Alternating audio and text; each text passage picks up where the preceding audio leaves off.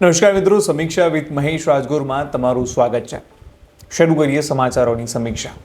પહેલા સમાચાર કે જેણે આખા ભારતનું દિલ તોડી નાખ્યું.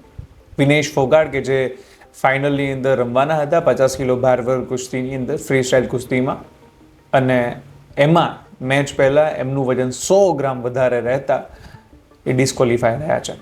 પરિણામે એમને હવે સિલ્વર મેડલ પણ નહીં મળે. વિનેશ ફોગાટનું તો દિલ તૂટ્યું છે, પણ એની સાથે આખા ભારતનું દિલ તૂટ્યું છે. જે કુસ્તીની છેલ્લી મેચ રમાઈ હતી એના પછી જ્યારે એમનું વજન વધ્યું, એના પછી વજનને વેઇટ કેટેગરીમાં આવવા માટે થઈને એમણે ઘણી મહેનત કરી. મહેનત એટલે એમણે ખાવાનું નહોતું ખાધું, કન્ટિન્યુઅસલી કસરત કરી, વાળ કપાવ્યા, અને ત્યાં સુધી કે એમણે પોતાનું બ્લડ પણ ઓછું કર્યું, પણ તેમ છતાં પણ 100 ગ્રામ વજન વધી ગયું અને પરિણામે ડિસ્કોલિફાય થયા છે. આ ઘટના જ્યારે સામે આવી ત્યારે આખા દેશનું દિલ તૂટી ગયું. પણ ફરી પાછું એ જ થયું જે દર વખતે આ દેશમાં થાય છે, રમત પર રાજકારણ. રમતે ઓલરેડી રાજકારણના લીધે ઘણું બધું ભોગવી લીધું છે અને વળી પાછું એ જ થઈ રહ્યું છે. વિનેશ ફોગાટનું જ્યારે વજન 100 ગ્રામ વધારે થયું ત્યારે અલગ અલગ પ્રકારના એક્સપર્ટ્સ ઉભરાઈ આવ્યા. કોઈ ઓલિમ્પિક્સને સલાહ આપવા લાગ્યું કે 100 ગ્રામમાં શું ફરક પડે છે. કોઈ કહેવા લાગ્યું કે આમાં ડૉક્ટરનો વાંક છે. કોઈએ ડૉક્ટરના નીતા અંબાણી, મુકેશ અંબાણી સાથેના કનેક્શનો શોધી કાઢ્યા. કોઈ કહ્યું કે આમાં તો સત્તા પક્ષનો હાથ છે. તો કોઈએ પ્રધાનમંત્રી અને સરકારે કેવી રીતના વિનેશને મદદ કરી હતી એમ કરીને પોતાના તર્કો લગાડ્યા. બધી વાતોમાં રાજકારણમાં એટલા ઘૂસી ગયા કે મૂળ વાતને જ ભૂલી ગયા કે રમત છે. પહેલી વાર નથી કે આવું થઈ રહ્યું છે. આવું થતું રહેતું હોય છે રમતની અંદર. આવા ઘણા બધા કિસ્સાઓ હોય છે જે આપણી સામે આવતા રહેતા હોય છે. કુસ્તીની અંદર ખાસ કરીને, કુસ્તીની પણ જેટલી પણ રમતો છે જેની અંદર વેઇટનું ઇમ્પોર્ટન્સ હોય છે, જેમ કે બોક્સિંગ છે, વેઇટ લિફ્ટિંગ છે, કુસ્તી છે, એની સાથે કબડ્ડી છે. કબડ્ડીમાં પણ વેઇટ હોય છે. એક સમય ગુજરાત ફોર્ચ્યુન જાયન્ટ્સના જે કોચ હતા મનપ્રીત સિંહ, એમનું એક ઇન્ટરવ્યૂ મેં સાંભળેલું જેમાં એમણે કહ્યું હતું કે કેવી રીતે એમણે રાતોરાત પોતાનું વજન ઉતાર્યું હતું. એક ટેબ્લેટ આવે છે, ટેબ્લેટ લેનાથી શરીરમાંથી પાણી નીકળી જાય અને પરિણામે એવી રીતે એમણે પોતાનું વજન ઉતાર્યું હતું. એ વાત એમણે પોતાના એક ઇન્ટરવ્યૂમાં કરી હતી. આવું થતું હોય છે, રમતનો એક ભાગ છે. અને રમત આપણને એ શીખવે છે કે રમતમાં નિયમ સર્વોચ્ચ હોય છે. બધાને દુઃખ થયું છે. જેટલું દુઃખ વિનેશ ફોગાટને થયું છે, કદાચ એટલું જ દુઃખ કોઈ પણ એક સામાન્ય ભારતીયને પણ થયું હશે. પણ રમત નિયમોથી ચાલે છે ને આપણે એને માનવા પડે. એમાં આપણું કહેવું ન ચાલે. આપણે આપણી લાગણીઓ દેખાડીએ, આપણી લાગણીઓ બતાવીને આપણે ઘણી વાતો કરીએ, ઘણું બધું કહી દઈએ, એ જરૂરી છે, આવે પણ થાય પણ ખરી એવું. બટ એનો મતલબ એવો નથી હોતો કે આપણે કહી એમ રમત ચાલે. રમત હંમેશા નિયમોથી ચાલતી હોય છે. પણ જે ઘટના બની છે એણે એક વસ્તુ તો નક્કી કરી છે કે મેડલથી છે ને ફરક નથી પડતો. વિનેશ ફોગાટ ભલે ગોલ્ડ મેડલ ન જીત્યા હોય, પણ વિનેશ ફોગાટ પોતે ગોલ્ડ છે. એમણે સાબિત કરી બતાવ્યું છે. એમણે જે જનૂનથી, જે જુસ્સાથી લડત લડી.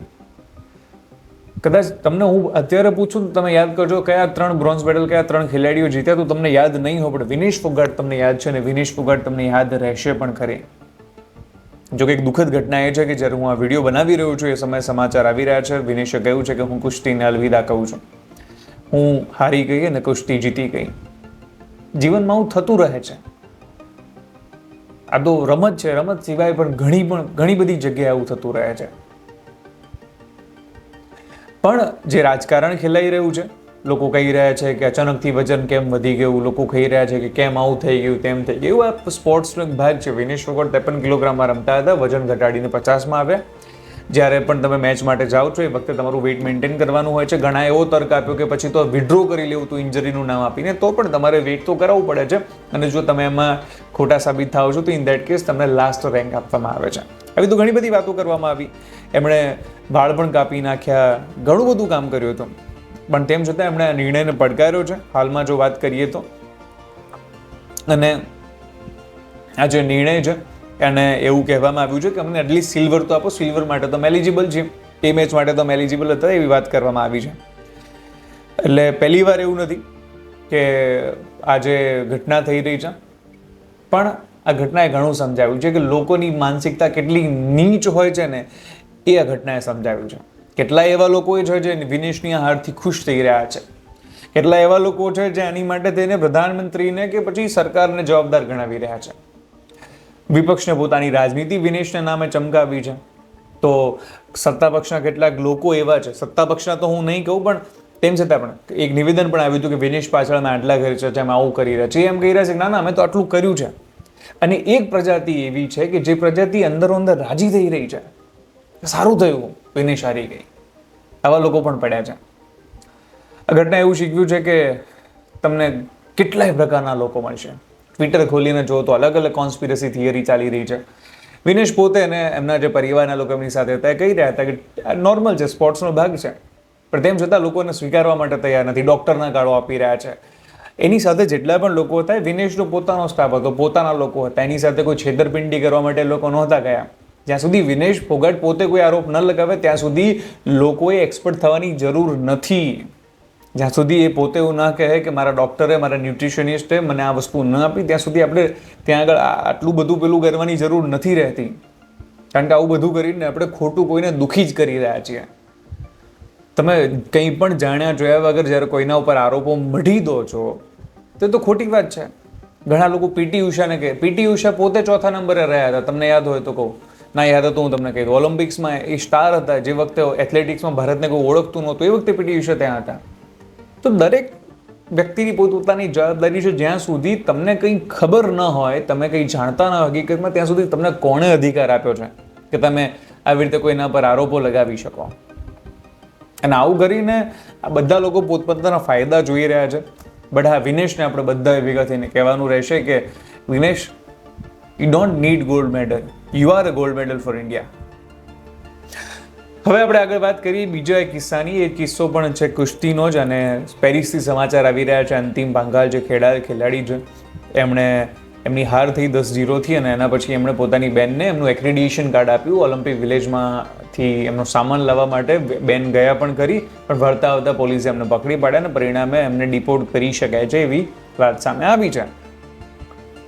આની અંદર પણ ઘણા લોકો કહી રહ્યા છે કે તમે તો ભારતનું નામ ડૂબાડ્યું, આવું કર્યું, તેવું કર્યું. આ ઘટનામાં પણ તે કહેવું રહ્યું કે કદાચ એ પણ એમની પણ હાર થઈ હતી.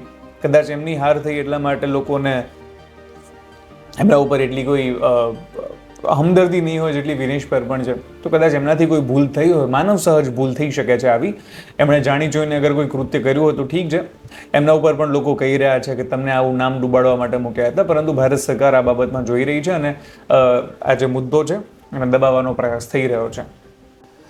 હાઈકોર્ટે ગુજરાત પોલીસનો ઉધડો લીધો છે. કહ્યું છે કે ખાસ કરીને અમદાવાદની વાત કરીએ તો કહ્યું છે કે શહેરમાં કોઈ પણ વ્યક્તિ જે છે એ ટ્રાફિકનું નિયમોનું પાલન નથી કરતું ને ખાસ કરીને હેલ્મેટ નથી પહેરતા. અમદાવાદમાં તમે જોતા હશો કે લોકો હેલ્મેટ નથી પહેરતા.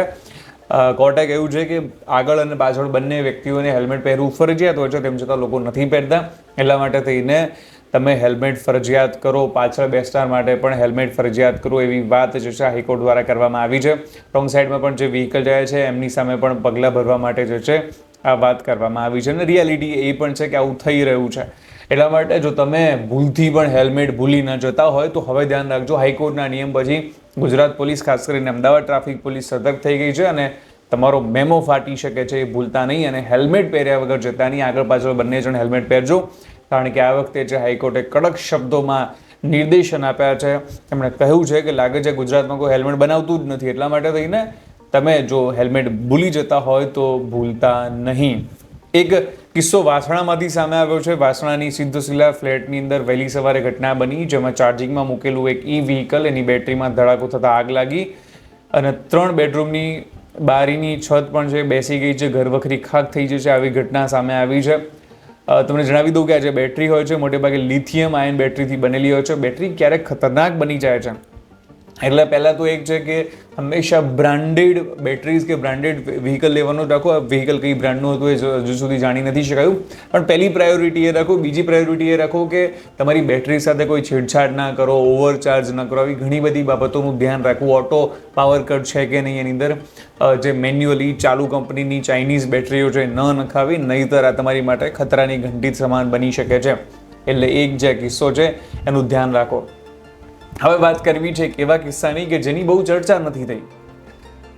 ક્યારેક એવું બને છે કે અધિકારીઓ પોતાની જાતને સિંઘમ સમજી બેસે છે. એમને એમ છે કે હું ધારું એ કરી શકું, બધું મારા બાપનું છે. પણ ભારત દેશ છે, ભારત દેશમાં કાયદાનું શાસન છે, બંધારણનું શાસન છે. કલમ નંબર 21 બધાને સન્માનપૂર્વક જીવવાનો અધિકાર આપે છે.